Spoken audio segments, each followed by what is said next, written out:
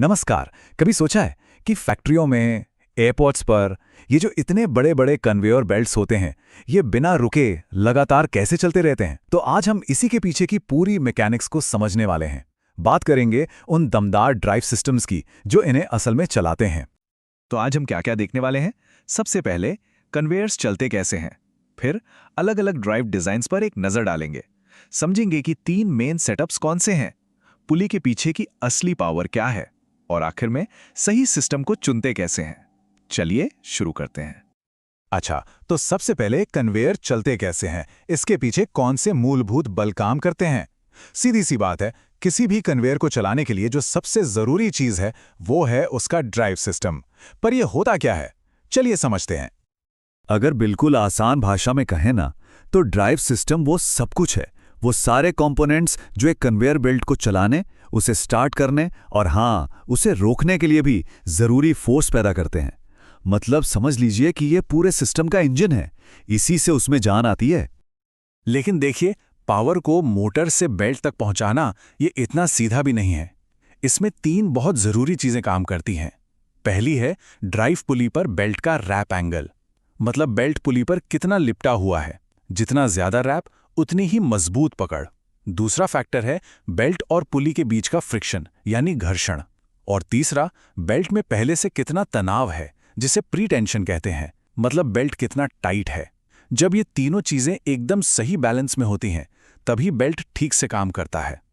तो अब जब हम इसके पीछे की फिजिक्स समझ गए हैं, तो चलिए आगे बढ़ते हैं और देखते हैं कि असल में ये ड्राइव डिजाइन्स दिखते कैसे हैं। यहां कुछ पुली अरेंजमेंट्स पर नजर डालते हैं। ये देखिए, ये है सबसे क्लासिक और बेसिक डिजाइन, एक सिंगल पुली ड्राइव जिसमें सीधा डिस्चार्ज होता है। इस डायग्राम में साफ दिख रहा है कि एक मोटर है जो सीधे एक पुली को घुमा रही है और वही पुली बेल्ट को खींच रही है। बहुत ही सिंपल और सबसे ज्यादा इस्तेमाल होने वाला सेटअप है ये। अच्छा, अब इस वाले डिजाइन में एक छोटा सा लेकिन बहुत काम का बदलाव है।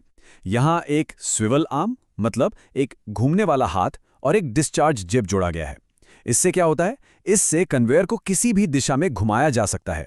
ये इसे और ज्यादा फ्लेक्सिबल बना देता है, खासकर जहां सामान अलग अलग पॉइंट्स पर भेजना हो। अब देखिए, जब काम भारी हो और ज्यादा ताकत चाहिए तो एक पुली से काम नहीं चलता।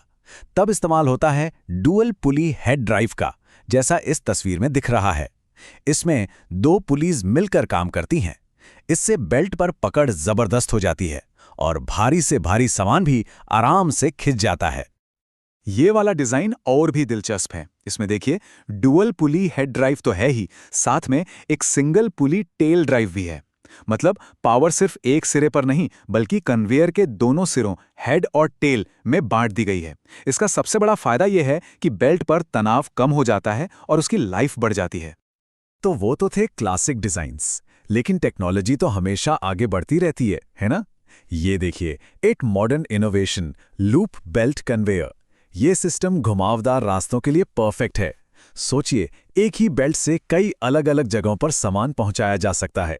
इससे पूरा सिस्टम कितना एफिशिएंट हो जाता है। और ये तो बिल्कुल कमाल की चीज है। इसका नाम है एरोबेल्ट कन्वेयर। इसमें बेल्ट किसी रोलर पर नहीं चलता, बल्कि हवा की एक पतली सी फिल्म पर तैरता है। आप सोच सकते हैं, इससे फ्रिक्शन तो लगभग 0 हो जाता है और एनर्जी की भी जबरदस्त बचत होती है। वाकई कमाल का आइडिया है। तो अभी हमने अलग अलग तरह के डिजाइन्स देखे, क्लासिक भी, मॉडर्न भी। चलिए अब उन 3 मेन सेटअप्स पर फोकस करते हैं जो इंडस्ट्री में सबसे ज्यादा काम में लिए जाते हैं। इन्हें इंडस्ट्री का वर्क हॉर्स भी कहा जा सकता है। तो सबसे पहला और सबसे स्टैंडर्ड, सिंगल पुली हेड ड्राइव। जैसा हमने पहले भी एक डायग्राम में देखा था, ये सबसे सिंपल और कॉमन डिजाइन है। क्यों? क्योंकि ये भरोसेमंद है और हल्के से मीडियम ड्यूटी वाले कामों के लिए ये एकदम परफेक्ट है। फिर आता है पावर हाउस ड्यूअल पुली हेड ड्राइव। जैसा कि नाम से ही जाहिर है, ये भारी भरकम कामों के लिए है। 2 पुलीज होने से बेल्ट पर रैप एंगल बढ़ जाता है, जिससे पकड़ और ट्रैक्शन दोनों जबरदस्त हो जाते हैं। माइनिंग जैसी जगहों पर आपको यही सिस्टम देखने को मिलेगा। और तीसरा है लॉन्ग हॉलर यानी हेड एंड टेल ड्राइव। ये सिस्टम तब काम आता है जब कन्वेयर बहुत लंबा हो या फिर उसे आगे पीछे दोनों तरफ चलाना हो, जैसे शिप पर सामान लोड या अनलोड करते वक्त। ये स्टार्टअप और ब्रेकिंग को बहुत स्मूथ बना देता है। तो ये टेबल इन तीनों को बहुत अच्छे से समराइज करती है। एक तरफ है सिंगल पुली, जो हल्के से मीडियम काम के लिए बेस्ट है, सबसे कॉमन भी। फिर है डुअल पुली, जो ज़्यादा पावर वाले कामों के लिए है, क्योंकि इसमें ट्रैक्शन ज़्यादा मिलता है। और आखिर में हेड एंड टेल ड्राइव, जो लंबे और रिवर्सिबल बेल्ट्स के लिए बना है। तो अभी तक हमने सिस्टम के लेआउट और अरेंजमेंट की बात की, अब थोड़ा और डीप चलते हैं और देखते हैं कि पुली के पीछे की असली शक्ति क्या है, मतलब मोटर्स, गियर्स और कपलिंग्स की दुनिया में। इस डायग्राम में देखिए, किसी भी ड्राइव यूनिट के दिल में ये 3 मेन कंपोनेंट्स होते हैं। सबसे पहले मोटर, जो असली पावर जनरेट करता है। फिर आता है गियर बॉक्स, जो स्पीड और टॉर्क को कंट्रोल करता है। और इन दोनों को जोड़ता है कपलिंग, जो झटकों को सोखने का काम भी करता है। अब मोटर का चुनाव भी एक बड़ा फैसला है। यहाँ 2 मेन टाइप हैं। एक तरफ है स्क्विरल केज मोटर। ये सिंपल, मजबूत और सस्ता होता है, छोटे इंस्टॉलेशंस के लिए एकदम बढ़िया। दूसरी तरफ है स्लिप रिंग मोटर। ये थोड़ा कॉम्प्लेक्स है, लेकिन इसका फायदा ये है कि इससे स्टार्टिंग टॉर्क को बहुत कंट्रोल किया जा सकता है। मतलब बड़े सिस्टम्स के लिए जहां एक स्मूथ जर्क फ्री स्टार्ट चाहिए, वहां ये बेस्ट है। तो अब सवाल ये उठता है कि इतनी सारी जानकारी के साथ सही सिस्टम का चुनाव कैसे किया जाता है, किन बातों का ध्यान रखना जरूरी है, चलिए देखते हैं।